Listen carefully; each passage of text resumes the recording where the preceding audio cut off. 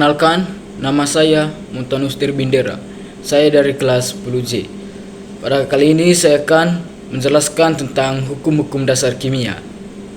Jadi hukum-hukum dasar kimia, yang pertama itu hukum dasar kimia merupakan prinsip fundamental yang mengatur perilaku, materi dan reaksi kimia.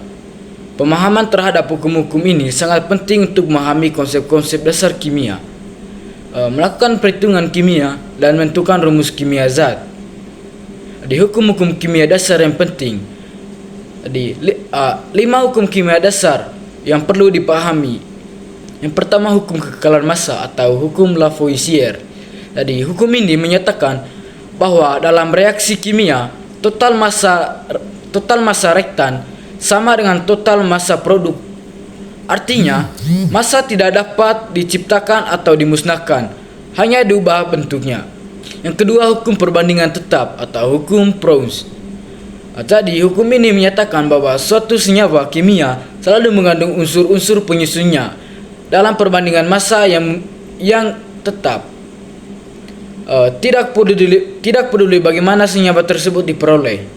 Yang ketiga, hukum perbandingan berganda atau hukum Dalton. Jadi hukum ini menyatakan bahwa jika dua unsur dapat membentuk lebih dari satu senyawa, maka massa salah satu unsur yang bereaksi dengan massa tetap unsur lainnya akan membentuk perbandingan bilangan bulat sederhana. Yang keempat, hukum volume perbandingan atau hukum Gay-Lussac. Jadi hukum ini menyatakan bahwa pada suhu dan tekanan yang sama, volume gas-gas yang bereaksi dan gas-gas hasil reaksi memiliki perbandingan yang merupakan bilangan bulat sederhana. Yang kelima, hipotesis Avogadro. Dari hipotesis ini menyatakan bahwa pada suhu dan tekanan yang sama, volume gas yang sama mengandung jumlah molekul yang sama. Jadi pentingnya memahami hukum-hukum dasar kimia.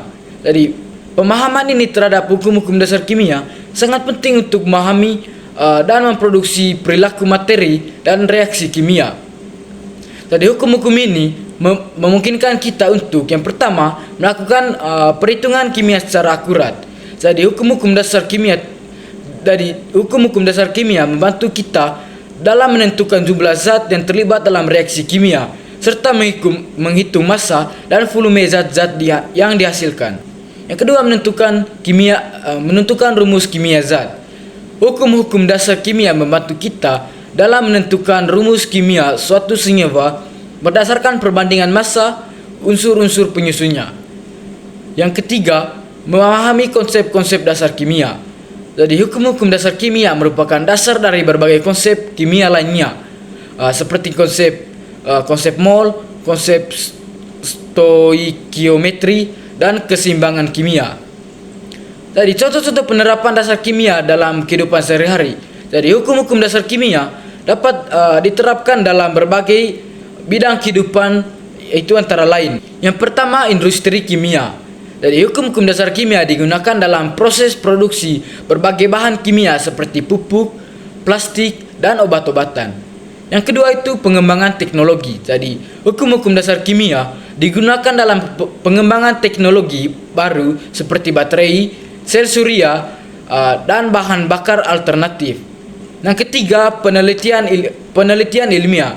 Jadi hukum-hukum dasar kimia digunakan dalam penelitian ilmiah untuk memahami sifat, materi, dan reaksi kimia.